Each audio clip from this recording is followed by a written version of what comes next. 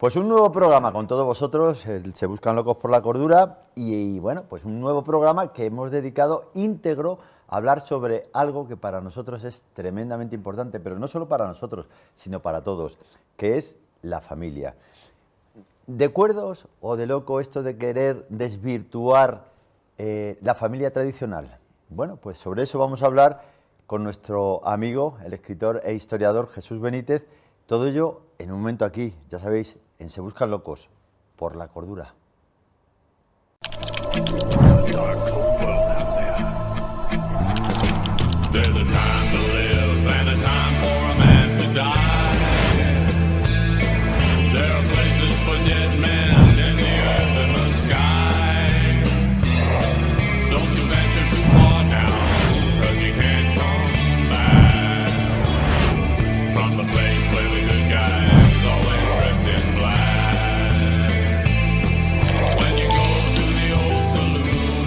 Jesús, hola. Bienvenido una vez más al programa.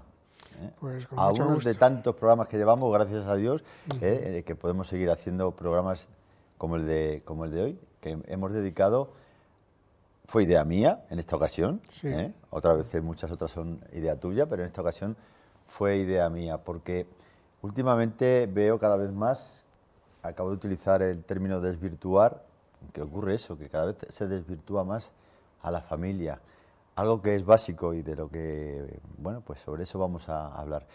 ¿Has traído el libro? Sí, porque esta es la última obra que he publicado, que ya hablamos en su día de ella, y vamos a tener una interesante tertulia en el Ateneo de Madrid el día 23, en el acto en el que vamos a hablar del libro, pero vamos a hablar también de las relaciones intergeneracionales, que es un tema muy interesante. Oye, ¿qué se siente cuando llegas ahí al Ateneo con tu libro? Estamos hablando del Ateneo de Madrid, nada más y nada menos. Bueno, yo soy ateneísta, tengo esa fortuna, y bueno, es una institución que tiene mucha historia, y en la actualidad, pues yo creo que es probablemente la institución de Madrid que tiene una actividad cultural más exacerbada, es decir, más extensa. Entonces, el poder hablar de una obra de este tipo, que es la relación de un abuelo con su nieto, es especial. Por eso hemos querido no solamente presentar la obra en sí, que ha sido editada por la editorial Pigmalión, sino también entrar en un diálogo sobre las relaciones intergeneracionales, cuestión muy importante, y además que está muy relacionada también con lo que vamos a hablar hoy, familia, que es la familia. Bien, Jesús, pues vamos directamente al grano, por decirlo de alguna forma, ¿no? La familia, el origen de la familia, ¿idea humana o estructura fundamental? Bueno, la familia es la institución más antigua de la humanidad.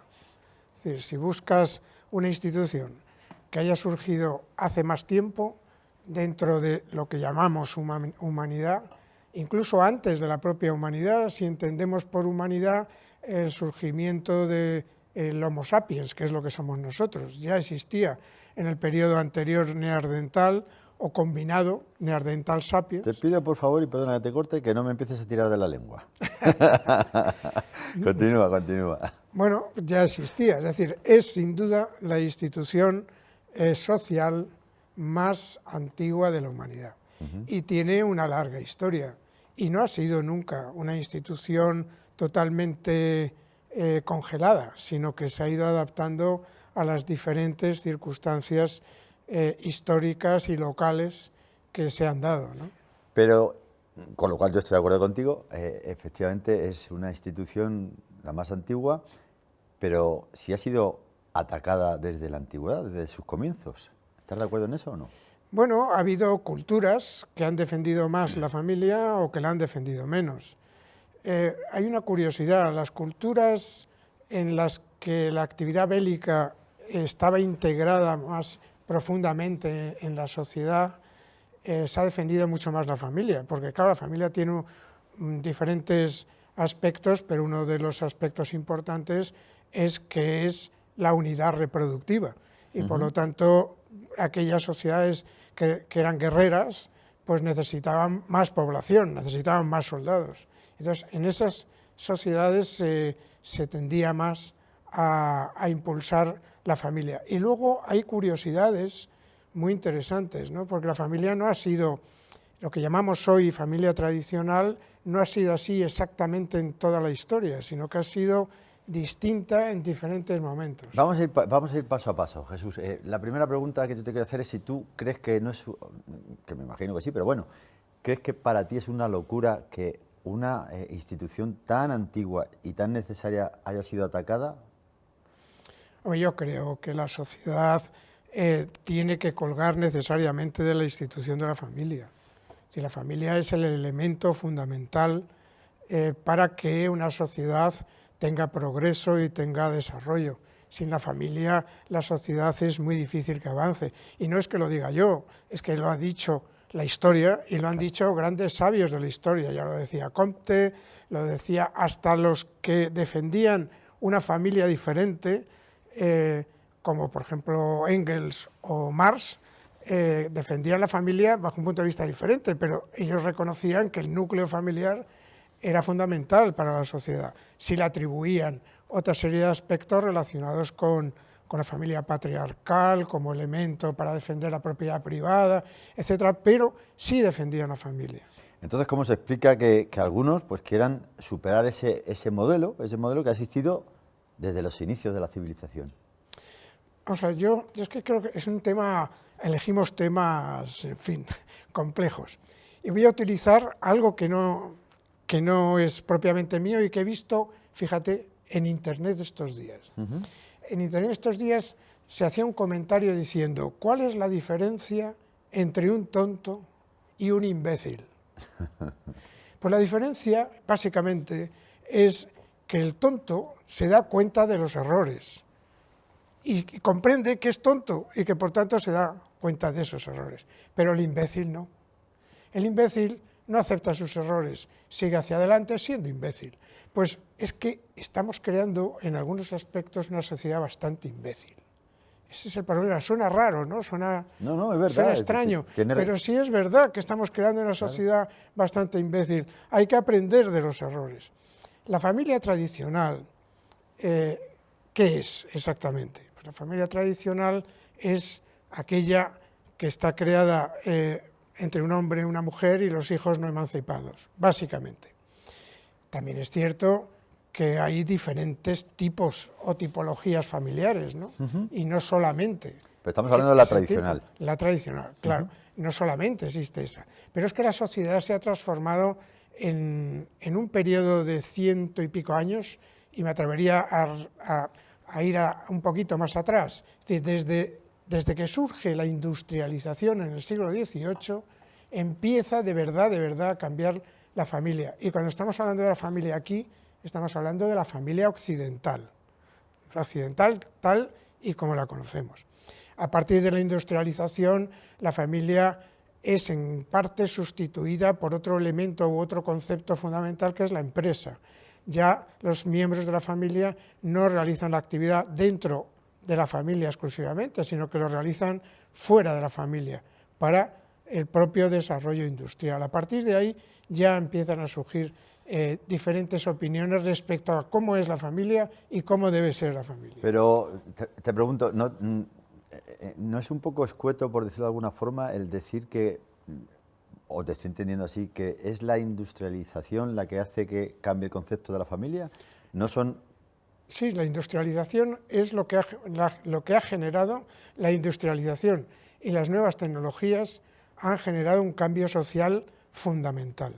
Se ha producido en un periodo muy breve. Algunas veces en este programa, en estas tertulias, hemos hablado sobre ello, sobre la aceleración tecnológica y sobre la aceleración de los cambios sociales. Pues uno de los cambios sociales que se están produciendo, sin duda, es el relativo a la familia en Occidente, derivado del proceso de industrialización y de los cambios que se han producido desde el surgimiento de la industrialización. Hay varias etapas. Los filósofos historiadores, cuando hablan de la familia, estamos hablando del verdadero cambio que se ha producido, ¿no? El cambio sustancial en la familia de Occidente. Por lo tanto, estamos hablando, insisto, desde el siglo XVIII. podemos remontarnos mucho más atrás y hablar de otras culturas que le daban mucha importancia a la familia. Que es muy interesante hablar. Sí. Pero si queremos entender por qué se está produciendo lo que se está produciendo, pues se inició ese cambio a partir de ese momento. Y en ese momento se hablaba del evolucionismo, se hablaba de que la familia estaba evolucionando. Pero al mismo tiempo que se hablaba de eso, pues por ejemplo, filósofos y escritores como Comte, pues decían que el núcleo familiar era la base de la sociedad. Y cuando el núcleo familiar se encontraba en crisis o en peligro, estaba en peligro la sociedad misma. Y eso es en un planteamiento evolucionista. Esto que acabo de decir es muy importante. Repítelo, por favor. Cuando la familia está en peligro... Cuando la familia está en peligro la sociedad. La familia tiene una actividad hacia el interior y tiene una actividad hacia el exterior. Cuando la familia, en su actividad, sea interior o exterior, que no son del todo separables, no tienen un posicionamiento positivo, transmiten a la sociedad un posicionamiento negativo. Y el posicionamiento negativo en la sociedad va en la dirección de su destrucción. Esa es la realidad. ¿Este concepto hace más feliz a la gente o no? El concepto de la familia. El ataque a la familia tradicional. A los que atacan, porque hay gente que ataca a la familia. Pero y cada vez hay más, ¿eh? Yo creo, mira, el proceso evolucionista luego pasó, es que se ha pasado, te voy a responder a lo que me has comentado, no es exactamente eso, en mi opinión, es que se está analizando la familia y se está legislando sobre la familia muchas veces para las minorías, no para las mayorías. Es decir, se quiere atender a posicionamientos respecto a la familia que siguen siendo y van a seguir siendo de minorías. Y eso está implicando que ese posicionamiento sea negativo para la mayoría. Nos encontramos, por ejemplo, con cambios que se han producido en periodos muy recientes, porque si estamos en la situación en la que estamos y si de verdad hay un cambio en la filosofía o en el análisis de lo que es la familia, en la actualidad se ha pasado previamente por un periodo que fue puramente estructuralista o funcional, de los años 60 y 70 del siglo pasado, en los que se analizaba la familia como algo necesario pero puramente funcional, es decir, era una cuestión funcional. Pero luego posteriormente, en los años 70, surge el feminismo, y el feminismo cambia la visión de la familia. La cambia pues porque la perspectiva de la mujer en la sociedad es diferente, se incorpora al mundo del trabajo, el planteamiento patriarcal pierde totalmente sentido o pierde gran parte de su sentido, entonces se busca un régimen de igualdad, se busca un régimen de pluralidad. Y a partir de ahí entramos en un periodo posterior, que es el que estamos viviendo hoy, que es un periodo puramente utilitarista. La familia es simplemente útil. Yo me atrevería a decir que en la familia se ha incorporado el capitalismo, es decir, la familia se ve como una cosa, los miembros de la familia se ven como una cosa, y eso implica que los derechos no tengan obligaciones o que no sean al mismo nivel, son niveles distintos. Es decir, cuando se habla de tener hijos, se habla del derecho de tener hijos, pero no se habla tanto del derecho, de la responsabilidad, claro, del derecho de los hijos, ¿no? De la responsabilidad que implica. Luego, si tenemos tiempo... Totalmente de acuerdo con eso que acabas de decir. Claro, si tenemos tiempo podemos hablar de datos estadísticos, que son muy significativos. Vamos a hablar de ello. Entonces, claro, nos encontramos que hemos pasado de un periodo industrial en que la actividad de la familia sale de la familia y se mete en el mundo industrial. Pasamos a un periodo estructural y funcional de los años 60-70 del siglo pasado. Pasamos a un periodo de los años finales, mediados de los 70, que tiende a la igualdad, pluralismo, etc. Y entramos en un terreno que es el actual, que es del puro utilitarismo y la introducción del capitalismo a la familia. Pero Jesús, la idea es, ¿qué sentido tiene ir en contra de una institución que ha sobrevivido a imperios, a guerras y a revoluciones? Bueno, lo que ocurre es que, claro, hay diferentes tipos de familia. ¿Qué diferentes tipos de familia? Claro, está la familia, sí. la familia tradicional. Padre, madre, hijos. Yo prefiero hablar de la institucional, porque la legislación, al menos en Occidente, sigue siendo especialmente, trata especialmente este tipo de familia, que es la constituida por padre, madre e hijos, no emancipados. Pero luego está la parental. La familia parental ya incluye a otros grupos sociales, incluye a los abuelos, incluye primos, incluye, por ejemplo, en Iberoamérica es muy habitual la familia parental.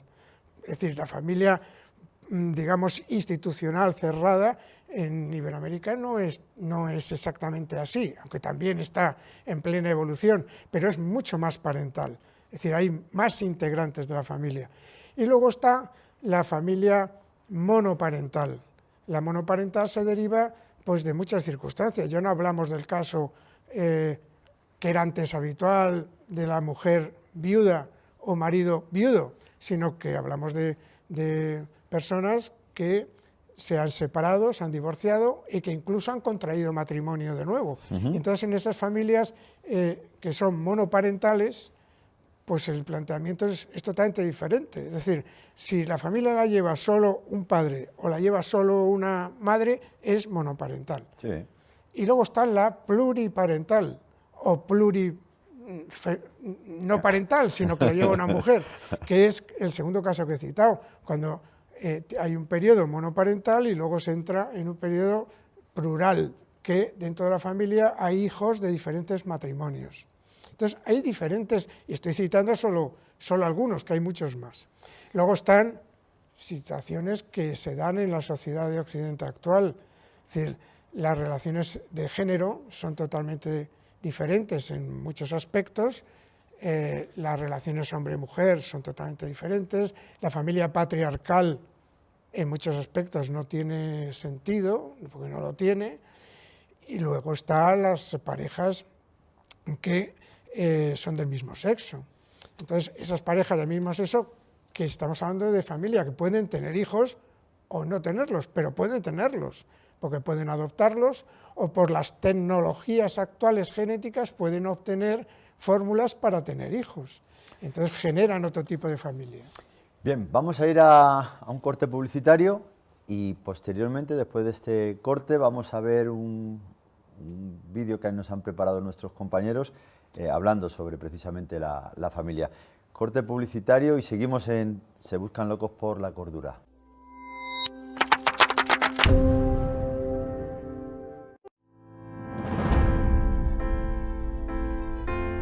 Como cada octubre, volvemos a recoger con esfuerzo y esmero el preciado fruto que nos regalan los olivos de nuestra finca Las Malezas, que gracias a su altitud de más de 850 metros, nos permite obtener un oro verde con un sabor, aroma y pureza únicos, que lo convierte en uno de los referentes a nivel nacional e internacional. La esencia de Jaén convertida en aceite de oliva. Finca Las Malezas. La esencia de nuestra tierra.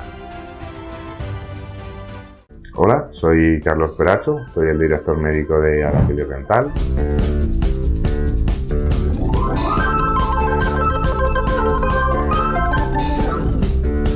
Tengo 15 años de experiencia en rehabilitación oral, también soy experto en medicina dental del sueño.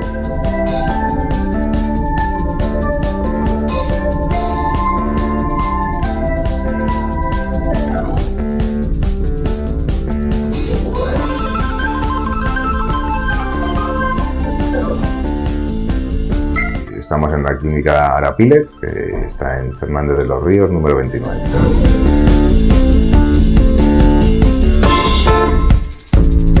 ¿Sabes quién eres realmente? En un mundo lleno de metodologías que prometen el éxito, hay una cuestión fundamental que muchos están pasando por alto. Y esta es, ¿quién eres tú realmente? Nos dicen que con solo proponernos metas y formarnos para alcanzarlos, podremos conseguirlo. Y quiero decirte hoy que eso es mentira. Porque, ¿qué ocurre si no sabes ni quién eres ni hacia dónde vas? En nuestro servicio de coaching y consultoría somos expertos en ayudar a las personas a alcanzar sus metas de verdad.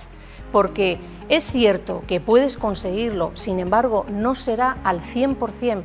Por tanto, lo que siempre vamos a ofrecerte y a conseguir es que tú sepas tanto tus fortalezas como tus debilidades, porque si tú no las trabajas, otros las conocerán y podrán aprovecharse de ello. Y también será el momento de saber cuáles son tus verdaderos talentos, tus verdaderas virtudes, para empezar a construir desde ahí. Nuestra invitación para que nos llames de forma gratuita y reserves tu llamada. De lo contrario, se quedarán en sueños muy bonitos, pero lejanos. Por tanto, contrata un programa de identidad personalizado solamente para ti.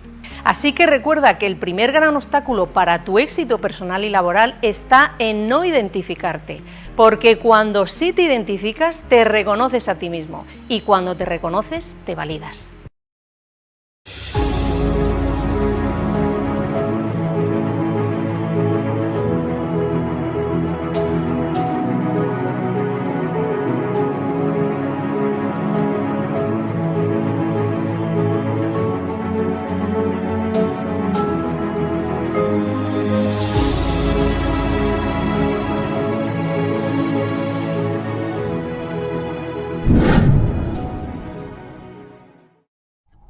Locos.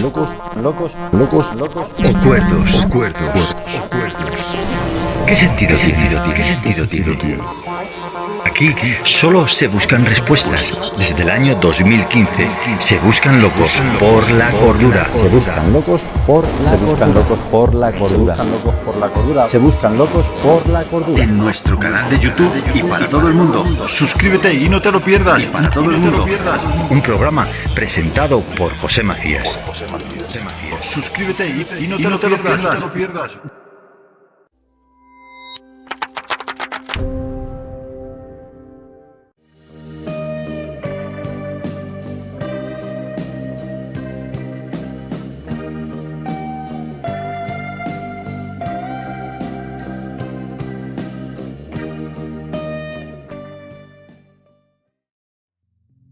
En 2026, el análisis sobre el estado de la familia refleja una transformación profunda que algunos sectores describen como un ataque a su estructura tradicional, nuclear de padre, madre e hijos, mientras que otros lo ven como una evolución hacia la diversidad.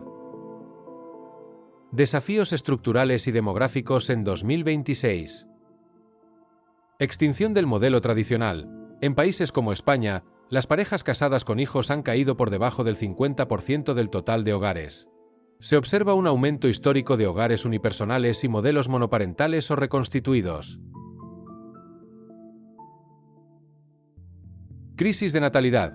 Las tasas de fecundidad se encuentran en mínimos históricos, 1,16 hijos por mujer en España, impulsadas por la precariedad económica, la priorización de la carrera profesional y cambios en los valores sociales. Envejecimiento y falta de apoyo. La reducción del número de parientes vivos por persona está debilitando las redes de apoyo informal, generando una crisis de cuidados que afecta principalmente a las mujeres y a los adultos mayores. Factores de riesgo e internos. Sociólogos y expertos señalan elementos que erosionan la cohesión familiar desde dentro: individualismo y consumo. Una cultura de la explotación y el individualismo extremo desplazan el compromiso y la solidaridad intergeneracional. Presión económica. En 2026, aunque el paro ha bajado al 10,2% en regiones como España, el alto costo de la vivienda y la inflación, prevista en 2,1% para este año, mantienen una fuerte tensión en las finanzas familiares. Tecnología y ausentismo. El uso excesivo de pantallas y la presión por el éxito laboral provocan un distanciamiento emocional o ausentismo presencial de los padres. Amenazas ideológicas y de seguridad. Fragmentación ideológica. Sectores religiosos y conservadores denuncian amenazas ideológicas vinculadas al divorcio exprés, la anticoncepción y la equiparación de las uniones de hecho con el matrimonio.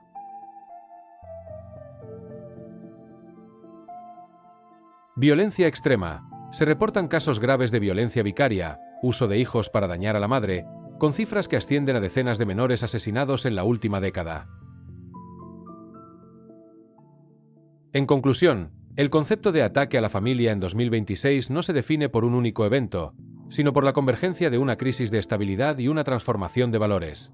Históricamente, la familia ha pasado de ser una unidad de supervivencia económica y cohesión social a una estructura frágil y atomizada, donde el individualismo, la precariedad financiera y la desconexión digital han debilitado los vínculos permanentes. Lo que antes era el núcleo sólido de la sociedad hoy enfrenta una redefinición forzosa.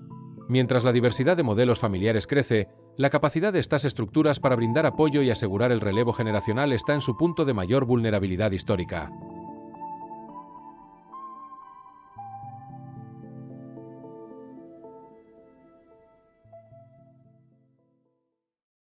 Continuamos en el programa Se Buscan Locos por la Cordura. Nosotros, lo digo, lo repito y lo repetiré hasta la saciedad, nos gusta respetar todos los conceptos. Otra cosa es que, bueno, pues puedes compartir ese concepto o no compartirlo, pero desde aquí, desde el Se Buscan Locos por la Cordura, tratamos de ser muy respetuosos con todos los diferentes conceptos, con todas las diferentes ideas, a pesar de que, vuelvo a repetir, pues sean ideas que no sean de mi agrado, ¿no? Por ejemplo, yo hace poco, Jesús, vi a una persona, no recuerdo su nombre, la verdad, pero lanzó ataques muy duros. Vamos, prácticamente decía que los que creen en la familia tradicional somos poco menos que unos burros diplomados, por decirlo de alguna forma. Entonces yo creo que ese tipo de comentarios hacen mucho daño, hacen mucho daño. Bueno, ya lo he comentado antes, ¿no? Y el problema, y perdóname que te corte, porque te pregunto y luego te corto, vaya. El problema es que hay mucha gente que les da mucha cabida a ese tipo de... que hacen mucho daño. Sí, es verdad que lo has comentado, es cierto que lo has comentado. Es la sociedad imbécil. Sí, la sociedad imbécil está a nuestro alrededor y por lo tanto hay que ser consciente de que existe, pero tampoco dejar que te domine, que te avasalle, ¿no? No, y es que además son los que luego hablan mucho de libertad, pero no permiten que los demás opinen de diferente manera. Ya, bueno, pero ellos transmiten esa opinión y bueno, pues también los que opinan en sentido contrario pueden opinar de una forma diferente. Lo cierto es que la tolerancia, la flexibilidad, la humanidad, hay que tener en cuenta que la familia está reconocida como un derecho humano. Es decir, la familia no es una institución simple y llanamente, es que la familia es un derecho humano, porque la familia es un medio, ya lo he dicho también antes, un medio reproductivo que nos hace falta en nuestra sociedad para seguir existiendo, pero es un medio educativo, es una organización, un núcleo social, es un núcleo moral, es un núcleo ético. Es decir, hay una diversidad de aspectos que conforman la familia. De hecho, la sociedad cambia y se percibe en lo que es el núcleo familiar, y el núcleo familiar cambia y se percibe en la sociedad en la que vivimos. Si quieres podemos comentar datos a nivel histórico, la situación. Sí, eso te quería comentar, a nivel histórico. ¿Qué nos enseña, por ejemplo, la historia sobre quiénes los que han intentado debilitar la familia? ¿Cuáles han sido esos resultados a nivel histórico? Hombre, a nivel histórico, es que claro, a nivel histórico es que no puedes comparar, por ejemplo, la sociedad en Babilonia con la Edad Media, es que son planteamientos totalmente diferentes. Hay un corte en la historia de la humanidad que hay que tener siempre en cuenta. El origen de la familia no fue patriarcal, el origen de la familia estuvo total y absolutamente colgado de la mujer. La mujer era la que dominaba la familia, la que orientaba la familia. El origen de la familia es el clan. El clan era la base de la familia. Entonces, cuando existía el clan, la mujer era la que dominaba, como estoy diciendo, y los varones o los hombres acudían al clan de modo puramente temporal y reproductivo, luego se marchaban. Es decir, quien dominaba era la mujer, quien guiaba a la familia era la mujer. Hay que tener en cuenta, por ejemplo, datos que son muy curiosos. Fue la mujer la que creó la fibra para protegerse del frío, y las telas, las mantas, el abrigo. Fue la que creó la repostería, la cerámica, fue la que creó la costura, incluso hasta creó dulces. Todo eso lo fue creando la mujer, porque la mujer era la que dominaba. Luego, cuando se produce en el periodo del Neolítico el cambio, es decir, cuando el ser humano se convierte en sedentario, es entonces cuando el hombre domina, es decir, se apodera de la familia, surge la propiedad privada y a partir de ahí se apodera de la familia. Por lo tanto, el cambio se deriva del surgimiento de la propiedad privada, en gran medida. Y luego, si vamos a las culturas, pues por ejemplo, la cultura, por citar una cultura antigua, peculiar, Egipto. Pues en Egipto, la nobleza de Egipto tenía unas relaciones poligámicas e incestuosas, porque digamos, los matrimonios que se celebraban eran con personas consanguíneas muy próximas, e incluso se designaba una esposa principal que era hermana del poderoso. ¿Eso por qué se hacía? Pues por mantener la línea de sangre, y se hacía para que no se perdieran las propiedades. Mientras tanto, el pueblo llano, pues como mucho podía tener una mujer si la tenía. Eso, por ejemplo, ocurría en el mundo egipcio. Pero, ¿qué pasaba en Babilonia? En Babilonia, para la mentalidad actual, la sociedad era enormemente diferente. Las mujeres no podían ir al matrimonio si no habían tenido relaciones sexuales previas, al menos una. No podían casarse si no habían tenido relaciones anteriores. Y eso en la Babilonia. Eso en Babilonia. Pero era una sociedad patriarcal. Y hay particularidades, por ejemplo, existía el divorcio. En Babilonia existía el divorcio y hay tipologías o causas de divorcio, como la esterilidad, el adulterio o la incompatibilidad de humor, la negligencia demostrada, la mala administración del hogar, todo eso eran causas de divorcio. Los babilonios se podían divorciar por incompatibilidad de caracteres, sí. Por el tema del humor, ¿has dicho? Sí, por incompetencia de humor o incompatibilidad de humor. Madre mía, qué poca importancia se le daba a la familia, le daban los babilonios a la familia, claro, es que era muy inestable. Y luego, claro... Porque el adulterio, dices, bueno, el adulterio es algo... El adulterio se pagaba con la muerte. El adulterio se pagaba con la muerte. Y el varón que había intervenido en el adulterio también pagaba con la muerte si quería el marido despechado. Y luego hay otras culturas, por ejemplo la Siria. En la Siria era muy patriarcal, se regía el régimen de compra de la mujer iba velada, tenía que estar totalmente cubierta, pero luego está el caso de la cultura israelí. La cultura israelí es una cultura en la que desde el principio, en el derecho hebreo, se establece que el matrimonio debe de ser indisoluble. Es decir, el planteamiento es totalmente diferente. Luego, la adúltera sufre la lapidación, los ancianos la lapidan. Y luego, en el libro, estos son pequeños matices del mundo israelí, en el libro del Deuteronomio se contempla la posibilidad del repudio, pero una mujer repudiada en este ámbito podía volver a casarse. Y luego tiene particularidades. La autoridad paterna era totalmente ilimitada y el celibato estaba realmente prohibido.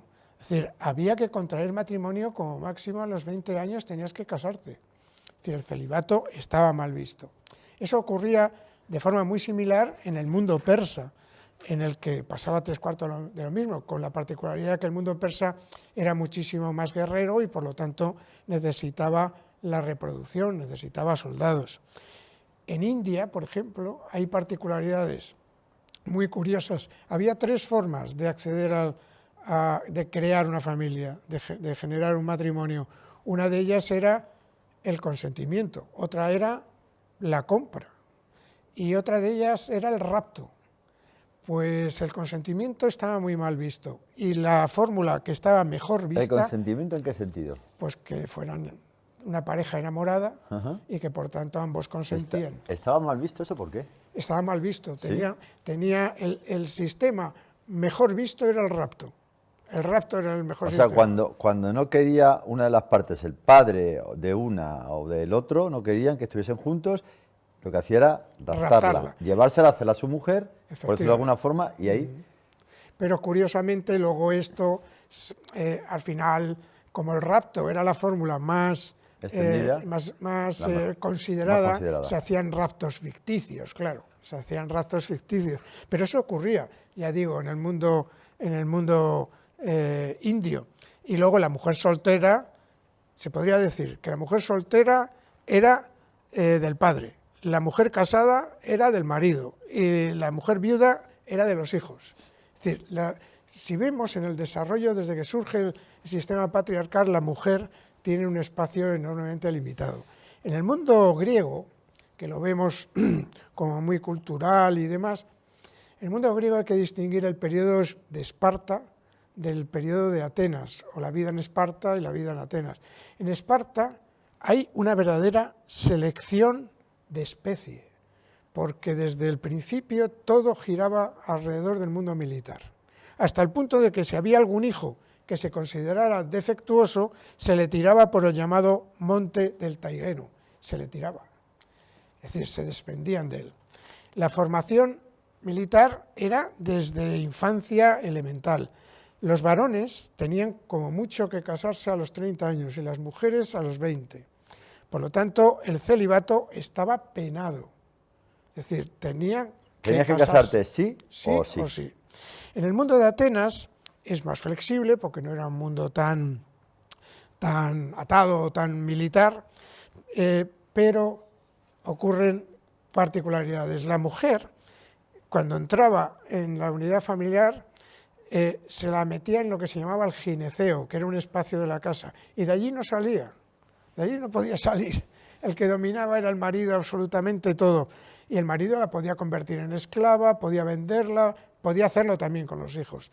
Y luego una particularidad del mundo griego. En el mundo griego el infanticidio se consideraba un hecho natural.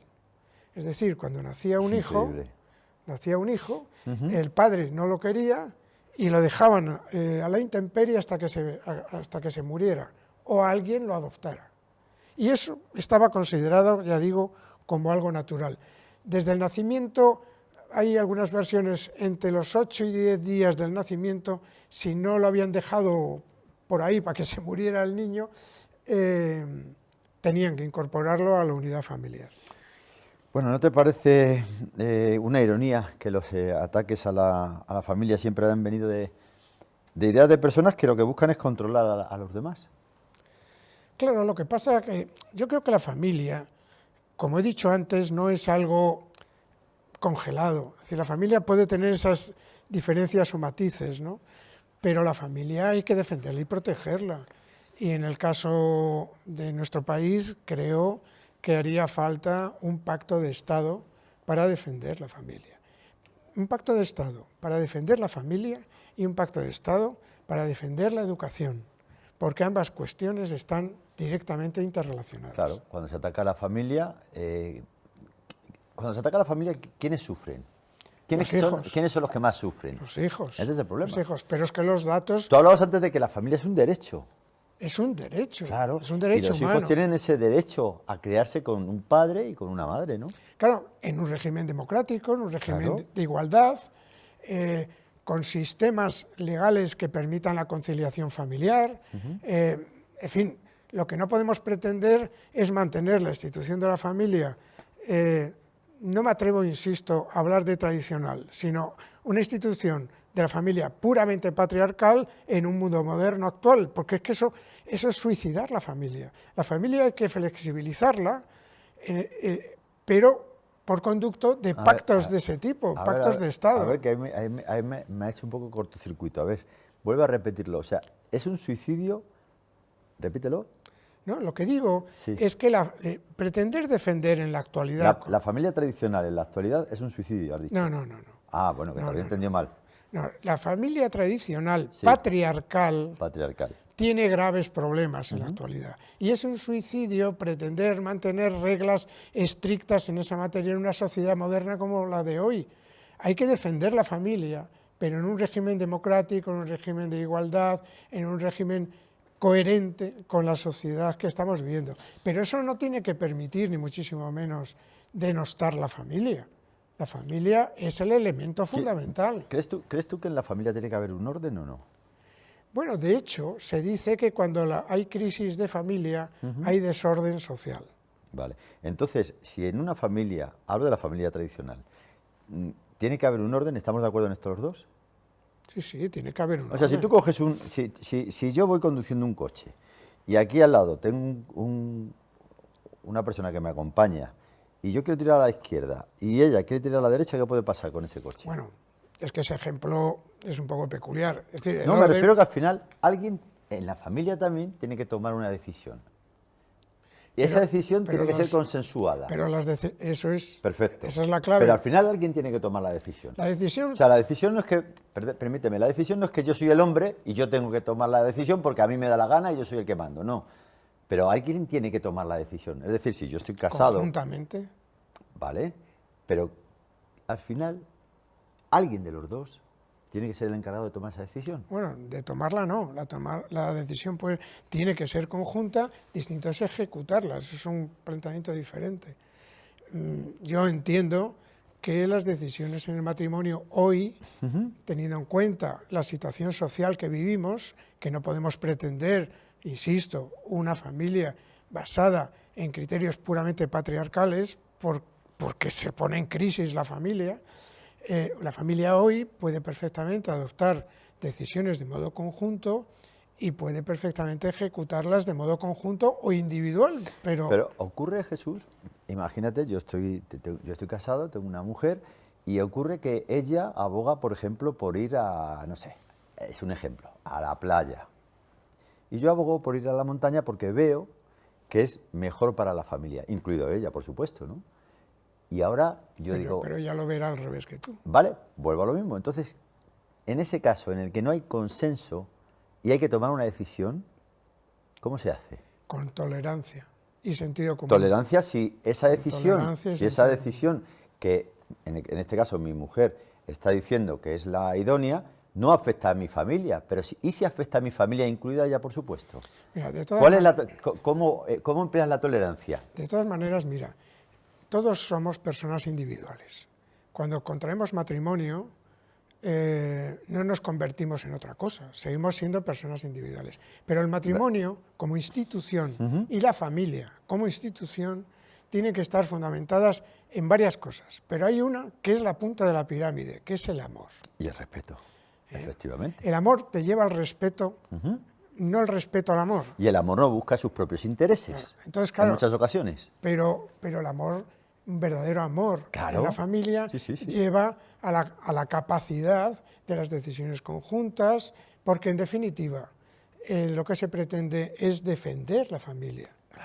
Entonces, claro, si hay enfrentamientos de ese tipo, mal, Y por se mal puede camino defender va a la una familia cuando la gente dice, no, yo es que, lo hemos comentado en otros programas y en otras ocasiones, que a mí me parece muy absurdo, pero se puede defender a la familia cuando está diciendo, es que nos hemos divorciado porque es lo mejor para nosotros, y a lo mejor el motivo del divorcio es cualquier tontería, porque hay veces que la gente se divorcia por tonterías, Jesús. Pero José, yo vuelvo, perdona que te interrumpa, vuelvo a lo que he dicho antes. ¿Queremos una sociedad tonta en la que Yo no tenemos la quiero, capacidad de yo no la rectificar? quiero. Pero es mucho peor la imbécil. Yo no la quiero ni tonta Claro. ni imbécil, por supuesto será peor la imbécil, no digo que no, pero yo no quiero una sociedad de ese tipo. Mira, en cuanto a los datos, yo creo que hay que acudir a los datos, porque los datos son muy significativos. Hay tres cuestiones fundamentales en nuestra sociedad actual. Una de ellas es la elevación de la esperanza de vida. La sociedad ha cambiado por la elevación de la esperanza de vida. Otra es la caída de la tasa de fecundidad. También hay que tener en cuenta que no es lo mismo casarte con 20 años que casarte con 36. Por lo tanto, la tasa de fecundidad cambia. Y otro elemento importante a tener en cuenta es la disminución del tamaño medio de los hogares. ¿Qué es lo que ha pasado en este país? Si es que no me extraña, si es que se te quita la gana de tener hijos. Claro, es que ahí está, se te quita ahí la está gana. ¿Para qué vas a traer hijos? ahí está el tema. Por Mira, desgracia. te doy solo algunos datos. Sí. En el año 2005, la esperanza de vida en varones era de 76,6 años y de mujeres 83,5 años. Voy a saltar al año 24, que es el último dato que tenemos. En la actualidad los hombres vivimos, siempre de media, 81,38 años, de media. Y las mujeres 86,53 de media, en el año 24. Por lo tanto, la experiencia de vida es sustancialmente diferente. ¿Eso qué lleva? Que los matrimonios se regulan también en función de la edad. Por lo tanto, son muchísimos más los matrimonios con edades avanzadas y luego hay problemas de fecundidad, hay problemas diversos y luego las parejas, lógicamente, están asentadas de otra manera. La tasa de fecundidad. La tasa de fecundidad en España en el año 2060 era de 2,86 hijos por mujer. En el año 24 estamos en 1,10 hijos por mujer. Por lo tanto, se ha reducido significativamente. Y luego, si vamos a los hogares, en el año 1960 el tamaño medio de hogar era para 4 personas. 4. En la actualidad el tamaño medio de hogar es para 2,5 personas. Con lo cual, estos datos ya son muy importantes, pero vamos a dar más. Las familias parentales, es decir, familias conformadas no solo por padre, madre, hijo, sino también con otros elementos de la familia, las familias parentales en España representan el 54% de las parejas. La familia tradicional, padre, madre, hijo, el 48%. Es decir, hay más parentales que familias tradicionales. Las monoparentales se han incrementado en el año 24 nada menos que el 10 o el 10,3%, en un periodo tan corto, del 10 al 10,3%. Y esas familias monoparentales son en su mayoría de mujeres. Estamos hablando de una familia que la dirige y la lleva una mujer.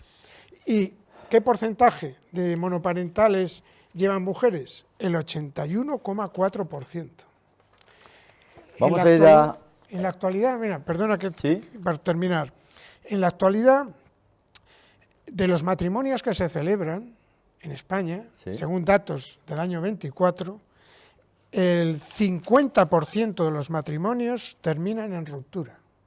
El 50% de los matrimonios. En el año 2024 se han celebrado 82.991 divorcios. Y con custodia compartida de los hijos, el 45,5%. O sea que cada vez más sufrimiento para los hijos, entre otras cosas. Jesús, perdóname que te corte, tenemos que ir a un corte publicitario y seguimos en el Se Buscan Locos por la Cordura.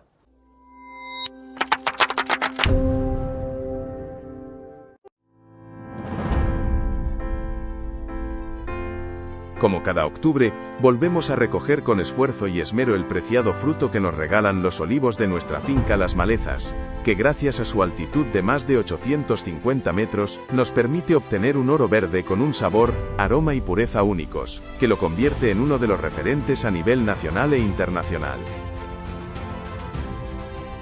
La esencia de Jaén convertida en aceite de oliva. Finca Las Malezas. La esencia de nuestra tierra. Hola, soy Carlos Peracho, soy el director médico de Arapili Rental.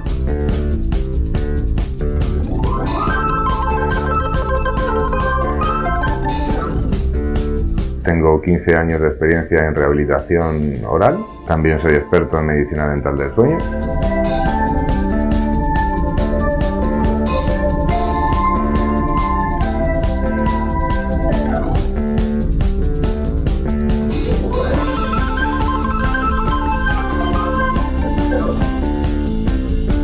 Estamos en la clínica Arapiles, que está en Fernández de los Ríos, número 29.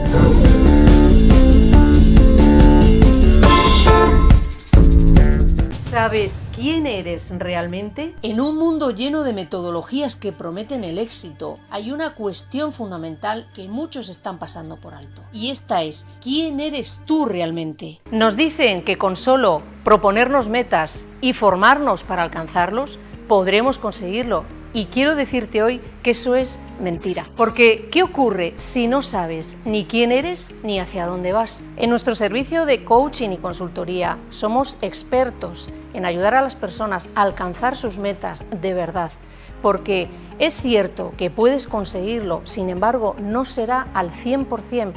Por tanto, lo que siempre vamos a ofrecerte y a conseguir es que tú sepas tanto tus fortalezas como tus debilidades, porque si tú no las trabajas, otros las conocerán y podrán aprovecharse de ello. Y también será el momento de saber cuáles son tus verdaderos talentos, tus verdaderas virtudes, para empezar a construir desde ahí. Nuestra invitación para que nos llames de forma gratuita y reserves tu llamada. De lo contrario, se quedarán en sueños muy bonitos, pero lejanos. Por tanto, contrata un programa de identidad personalizado solamente para ti. Así que recuerda que el primer gran obstáculo para tu éxito personal y laboral está en no identificarte, porque cuando sí te identificas, te reconoces a ti mismo, y cuando te reconoces, te validas.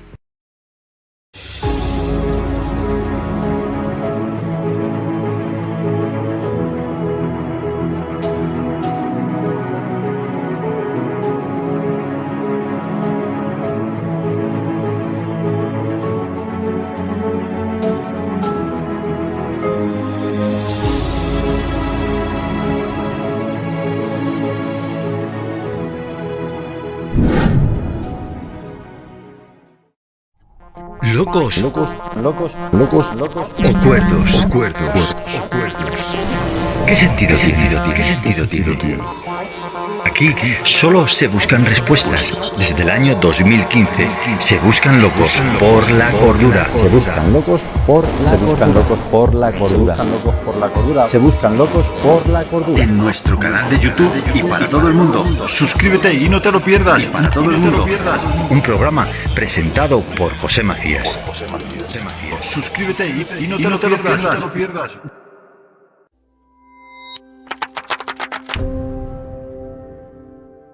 Bien, pues continuamos, nos queda poco tiempo, pero continuamos con nuestro amigo el escritor e historiador Jesús Benítez tocando este tema de la familia y bueno, yo trato de tocarlo por un lado, pero Jesús Benítez, que es muy hábil, me hace así.